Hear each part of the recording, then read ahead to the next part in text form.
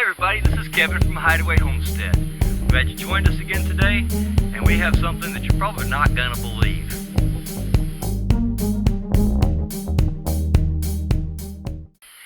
We got little pigs here and put them into the pen, and we were trying to figure out a way to keep them from getting out.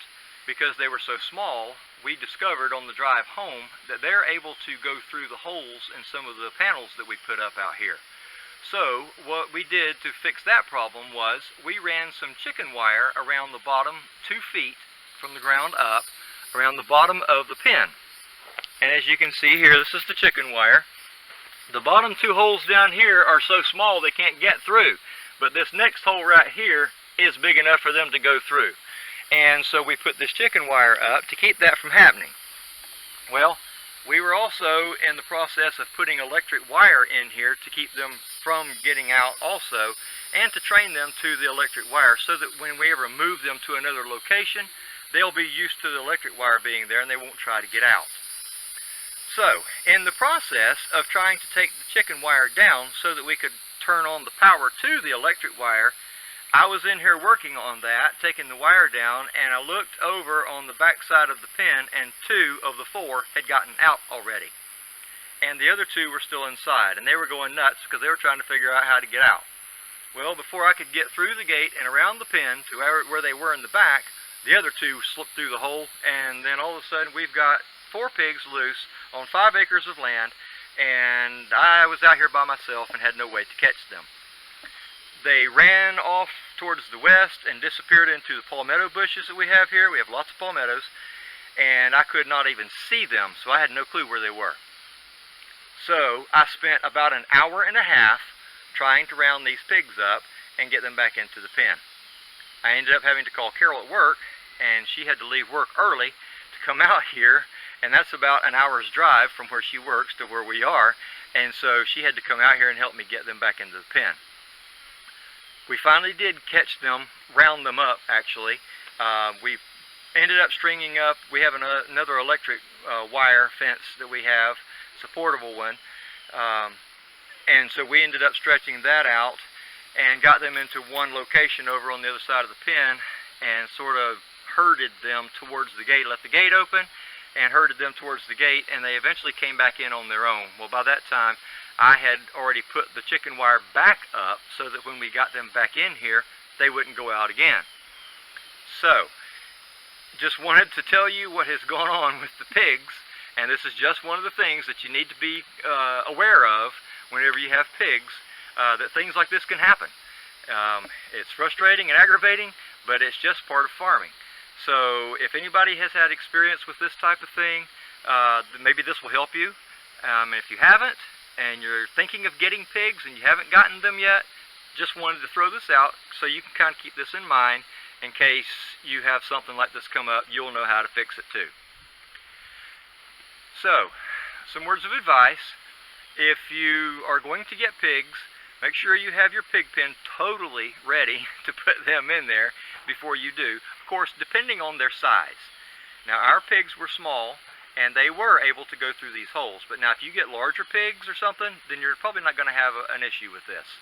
And the other thing is, try to train them as quickly as you can to be friendly to you and to come to you and that sort of thing, so that they don't run from you every time you come out here.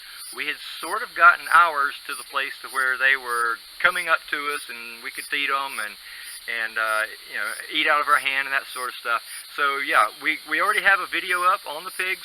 So refer back to the other video about us getting pigs on the homestead, and you can see that video and see what we did with feeding them and getting them to be friendly to us. We tried to take every precaution we could to make sure that we had a good, strong pen built for these pigs. We've got these, some people call them cattle panels, hog panels, whatever. They're very strong, very sturdy. Usually they suggest you put the T-posts that we used every 6 to 8 feet, I think it is. Well, we chose to put them every 4 feet just because when the pigs get bigger and they lean against the wire, it's not going to be so apt to push the wire over and allow them to push it over and get out of here. Because when they get to be 200, 250 pounds or more, they're going to be pretty big and pretty strong, and they can lean against this very easily and push this over. This is the gate that we built ourselves, and we used the smaller wire in here rather than the chicken wire. It's more solid to us, and so we felt like it would be a little more sturdy. We put this piece of wood down crossways down the middle just to give it some more support. And again, we put the wire on the inside of this wood rather than on the outside, so that if we do have a large pig and they push against it, it's not over time going to push that wire out, because these things are pretty strong. And so we tried to build this as sturdy as we possibly could, and we put a big huge latch in the top to keep it closed. And this is the latch that we put on here. Don't know if you can see that. It's just a hook and eye type, and it hooks in. But then we also put a little block down at the bottom that swivels. When it's closed, it swivels like that and holds the bottom so that it can't be pushed out from the bottom. And so those are a couple of things that we put in just as a precaution, and between the two, hopefully, that would do it. And it seems to work out pretty good. So, okay, what we did was we put 2 strands of electric wire. And these yellow things are the insulators that you see here that holds them up, keeps them out away from the metal, because if they touch the metal, it'll ground it out and it won't work. So we put a strand right here and a strand down low, just in case they tried to root and get underneath. They'll touch it and it'll zap them, and they'll back off from it. So that's a couple of things that we did, and we're hoping that that will, keep them in. And that's our solar box over here that powers it.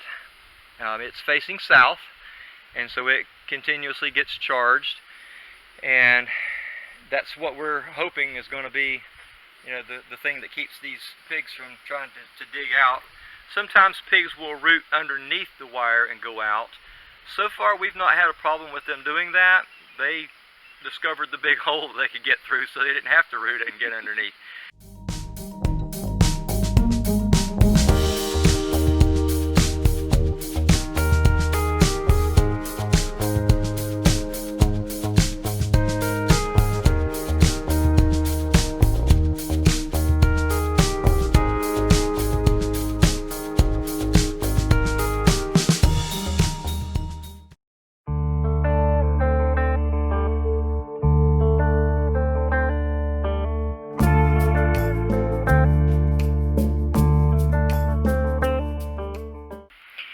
Just wanted to give you an update of what's been going on here on the farm.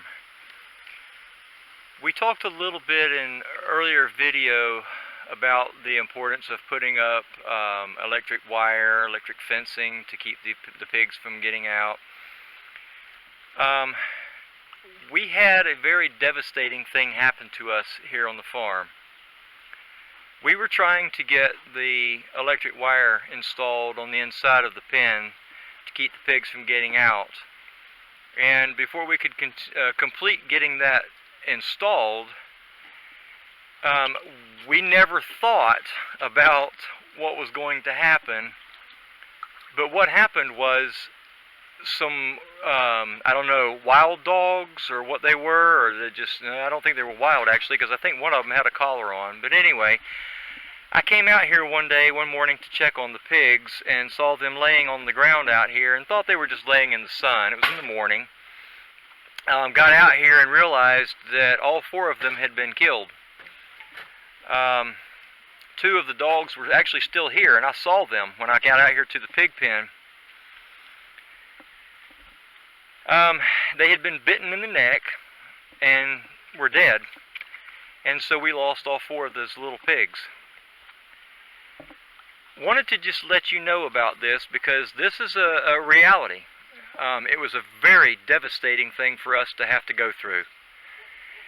And so we have since fortified this pig pen out here, and you'll see in the video we've got, I think, 5 strands of electric wire now on this pen, and we're hoping that that's going to take care of the issue.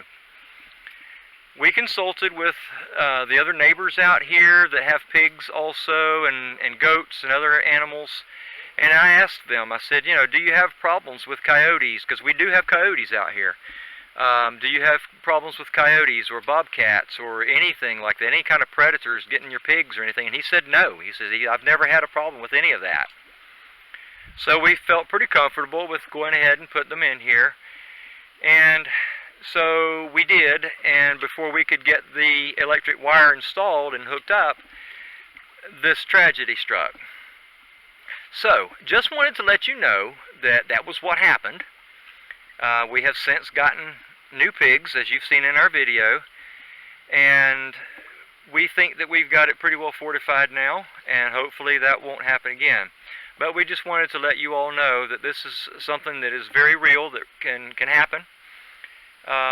And so you need to take every precaution you can.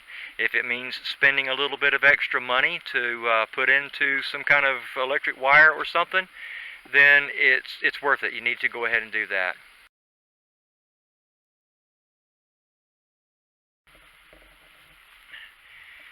These are our new pigs, and as you can see, two of them are bigger than the others. Those are the sows, the bigger ones. Those are going to be our breeders. And the smaller ones, there's one right here behind the swimming pool hiding. Well, there's two of them actually. There's a brown one too. Let me get around here and see if I can get where you can see him. Might scare him when I get over here. Yeah, see? He's got his head stuck through those holes. You can't see him. He's not going to come out.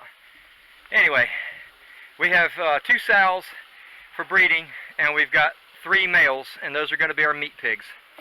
We put this water trough in here, and hoping that they would drink out of it, and they do, but they also like to get in it.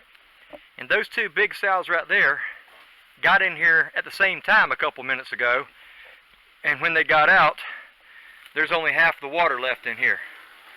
So we're going to have to fill this up again before we leave and get that full. I'm hoping that they will get into this pool over here to cool off and not have to use that trough for drinking and cooling off.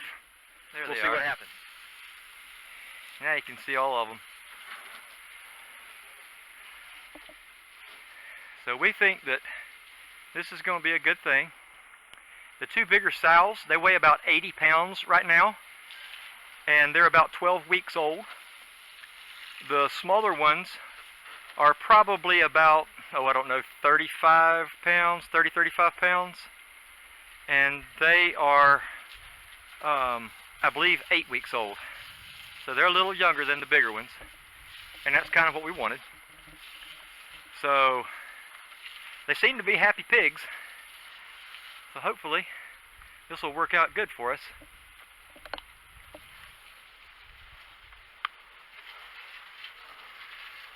And there's the other male, the brown one.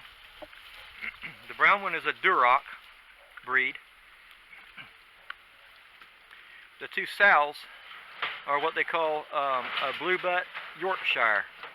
I think, if I'm remembering correctly, the 2 little white ones are mixed with American white and a Duroc, I believe is what the other one is. But anyway, so that's what we're doing right now. Well, now we have a total of 5 wires with electrical current going through them.